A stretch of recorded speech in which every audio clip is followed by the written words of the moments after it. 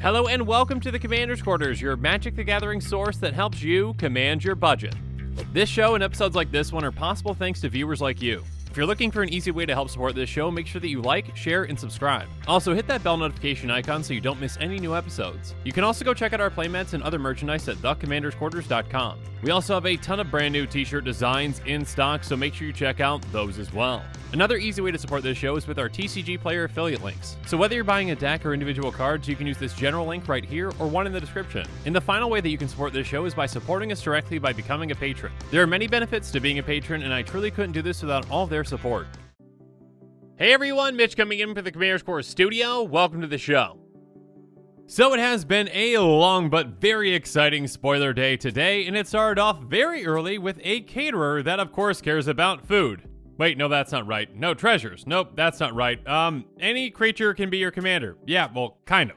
But then a pattern started to emerge with the next couple of commanders that we saw, like Agnes, the Dragon's Lash, and, treasures are involved here. And then, Vazi, saw that commander, was like, did you say treasures? Because here's some more treasures for a commander. And, okay, this has got to be the last one that cares about treasures, right? Because now we've got another exciting commander, yes, but one that also cares about treasures. So there are definitely going to be certain cards that many players are going to be like, my goodness, this card works amazing with this commander, and this commander, and this commander, because treasures. So yeah, I'll try to highlight those cards as best as I can, and of course, if I make any mistakes, well, blame Eddie. Even though Eddie just helps and is a great help to this channel, blame Eddie, because it's always Eddie's fault. Now, with all that said, let's jump into it.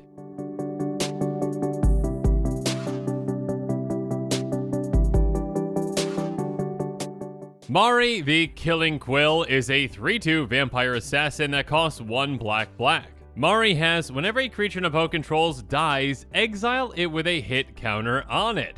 And actually, this isn't the first time that we have ever seen a hit counter show up, but we'll talk about that here in a bit. Regardless, assassins, mercenaries, and rogues you control have death touch, and whenever this creature deals combat damage to a player, you may remove a hit counter from a card that player owns in exile. If you do, draw a card, and of course, create 2 treasure tokens, because apparently, just treasures all around today. Regardless, that is a very high value trigger. Again, every single time you deal combat damage to an opponent and you remove a hit counter from a creature, 1 card, 2 treasures. That's fantastic. Not only are you getting card advantage, but you're also getting temporary ramp. And yeah, of course, that mana that you get from the treasures, you can obviously utilize to get rid of more of your opponent's creatures and get more hit counters on them to go get your, assassins, mercenaries, and rogues through.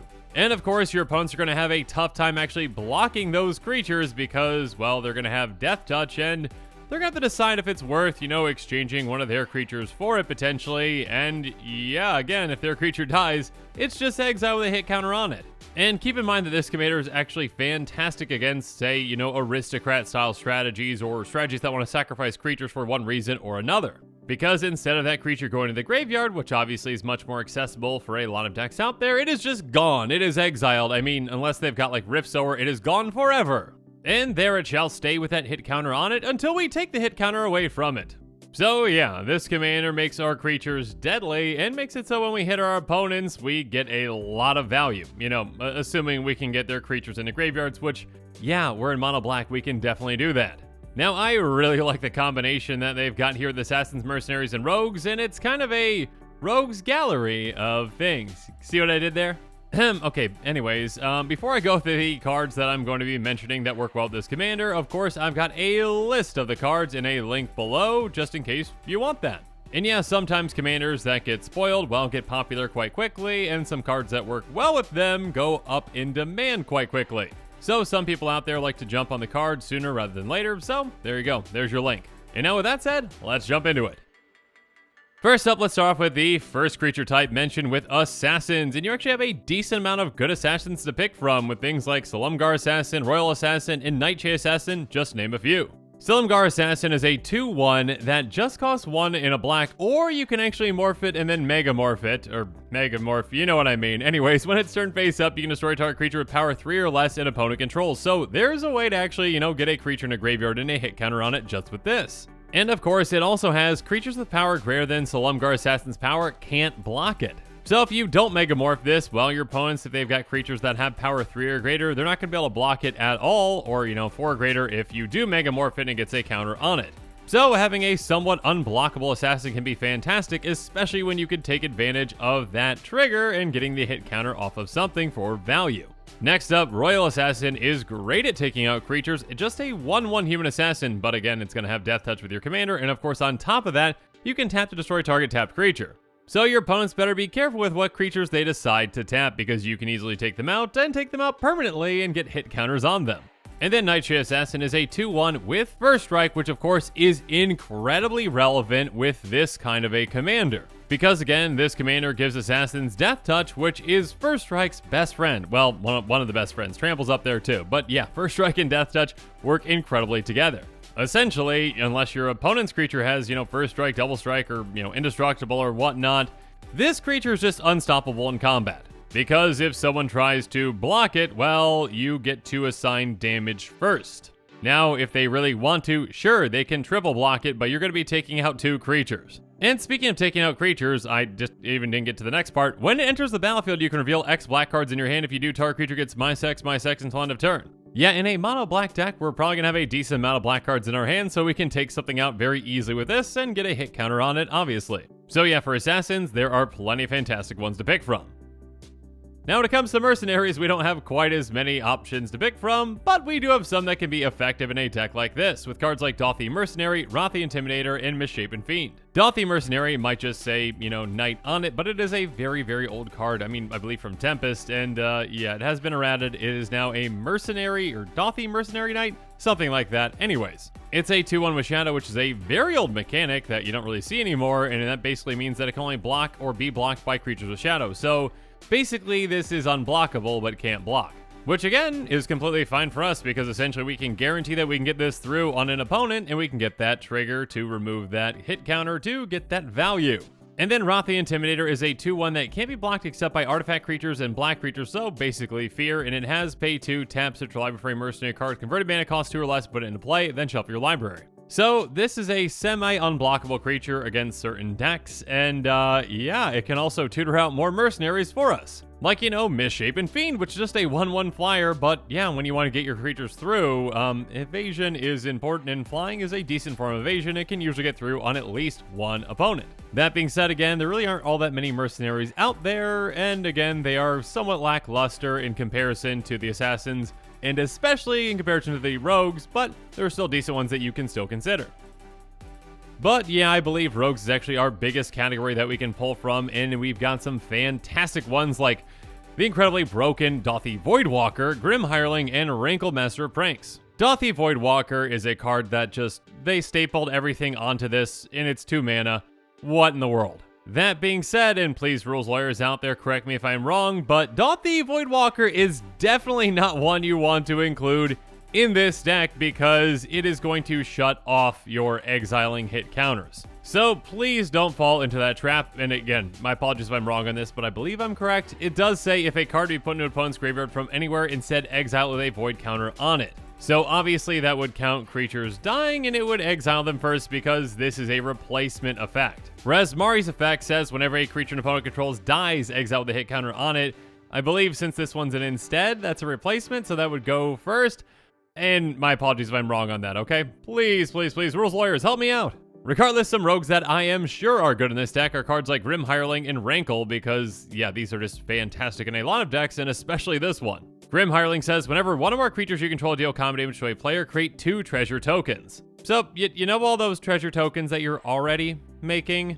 Now you get a ton more. So now you get 2 treasure tokens every single time you take hit counters off your opponent's creatures, and whenever you hit opponents. Okay, you're limited technically to like 6 treasures, because you get 2 treasures for each player you hit essentially, so yeah, it's still a ton. And of course, you can also utilize those treasures by paying a black and sacrificing X treasures to give target creature -X until end of turn, activate as a sorcery.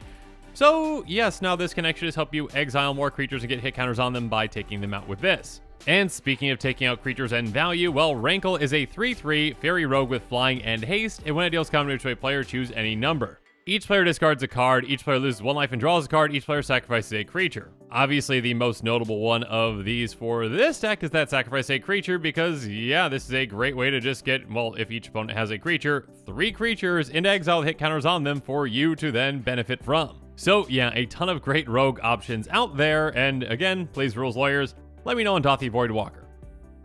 Regardless, you might actually want to consider some creatures that might not be, assassins, rogues, or mercenaries, like, Plaguecrafter, which is just fantastic in a lot of decks, especially this one. It's a 3/2 human shaman that when it enters the battlefield, each player sacrifices a creature or planeswalker, each player who can't discards a card. So again, no matter if your opponents have creatures or not, this still benefits you, and yeah, you can get up to 3 creatures essentially exile with hit counters on them with this. Speaking of which, there's Vertus's Maneuver, which says for each player choose friend or foe, and surprise, we're going to choose all of our opponents as foes essentially. Each friend returns a creature card from their graveyard to their hand, each foe sacrifices a creature they control. So we can get a creature back from our graveyard, and again, get 3 more creatures with hit counters on them. And of course, yeah, if you've got the budget for it, something like Dictate of Erebos, sure. It's an enchantment with flash. Whenever a creature you control dies, each opponent sacrifices a creature. This is an incredibly brutal card, and yeah, it can be very difficult for your opponents to keep anything in play when this is around, and it's going to help you get a ton of creatures into exile with counters on them. Now, other things you might want to consider are cards like Akroma's Memorial, which is unfortunately pretty expensive as well. Reprint it more, Wizards, thank you. Cover of Darkness, which I don't think has ever seen a reprint, and yeah, that thing's pricey. And then Dirge of Dread, which is very, very budget-friendly. Akroma's Memorial is a legendary artifact that says creatures you control have flying, first strike, vigilance, trample, haste, and protection from black and red. So this is absolutely incredible in combination with your commander. Again, like I mentioned, First Strike is the best friend of Death Touch, well, and also Trample. And you get both! So your creatures are vigilant, they can swing, they can get through because of flying and, also Trample, and also having First Strike and Death Touch. So they are very much protected in combat because it's hard for them to ever get taken out, essentially. And yeah, they also have haste. They've got a lot of things. This does basically everything, but yeah, keep in mind the interaction between First Strike, Trample, and Death Touch, which is essentially, you just have to assign 1 point of damage to a creature to take it out, and the rest you can just put through on an opponent. And then Cover of Darkness says when it comes into play, choose a creature type, and creatures of the chosen type have fear, which again means that they can't be blocked except by artifact creatures and or black creatures. So obviously this can be more effective if you lean more heavily into a certain creature type, maybe rogues or maybe assassins, probably not mercenaries, but maybe if you really want to go for it. But yeah, I mean, this one can still just help get certain creatures through. Or you can help get pretty much all your creatures through, again, depending on what decks you're playing against with Dirge of Dread. It says all creatures gain fear until end of turn, and you can also just cycle it for 1 in a black, and when you do, you can have target creature gain fear until end of turn. So in a good amount of situations, this can help you get through with a decent amount of creatures. But now I need to get to the cards that I mentioned on far too many episodes in this spoiler season with Disciple of the Vault and Marionette Master. Again, when you're making so many treasures with a commander like this, these can be incredibly effective. Disciple of the Vault says, whenever an artifact is put into a graveyard from the battlefield, you may have target opponent lose 1 life. So for every single artifact you sacrifice, or any artifacts that hit their graveyards as well, you are going to be draining them. And then Marionette Master takes it a step further. It's got Fabricate 3, which means it can come and play 3 counters on it, so it's going to be a 4/6, and when an artifact you control is put in a graveyard from the battlefield, target opponent loses life equal to Marionette Master's power. Basically, artifact go bye-bye, drain for 4. So essentially every single treasure that you sacrifice for mana, you drain opponents for 4, and obviously that can add up a lot throughout the game, especially when you're making 2 treasures per hit removed.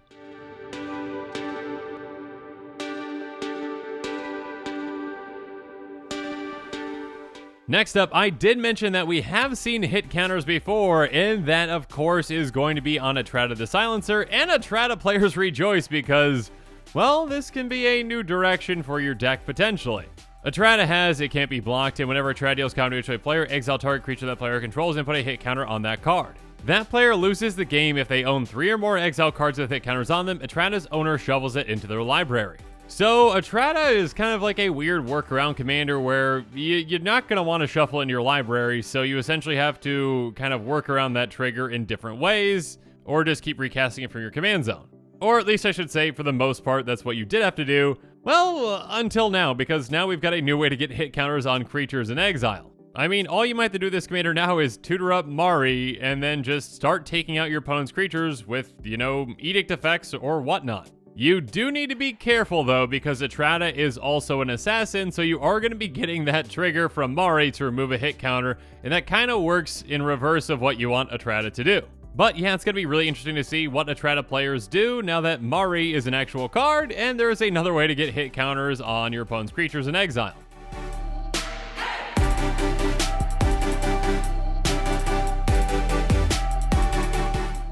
But as this episode is coming to a close, it's time for me to give you my final thoughts on Mari the Killing Quill. I think a lot of players out there are really going to like that combination of assassins, mercenaries, and rogues. I mean, sure, let's throw some mercenaries in there, even though, you know, most of them are kind of weird. But sure, I mean, why not? And of course, there are plenty of good rogues and assassins to pick from as well. And I'm sorry for ragging on mercenaries. They do some pretty exciting things like, you know, tutoring out other mercenaries. That's pretty cool and can be very effective. Regardless, yeah, you can generate a ton of value with this commander. I mean, there's a lot of assassins and rogues that actually can take out your opponent's creatures. And yeah, do that, and then just, get a ton of value off of those hit counters when you get through. So yeah, definitely a very exciting commander for many players out there. And of course, there are plenty of other exciting cards in this spoiler season. So if you haven't seen my other quick takes, make sure you check those out. And yes, of course, there are going to be even more quick takes. I mean, I believe tomorrow's the last day of spoiler season, so hopefully they've saved the best for last. And with that, the show is coming to a close, so it's my turn to hear from you. So the comments below, let me know your thoughts on this episode are, and as always, thanks again and have a good one.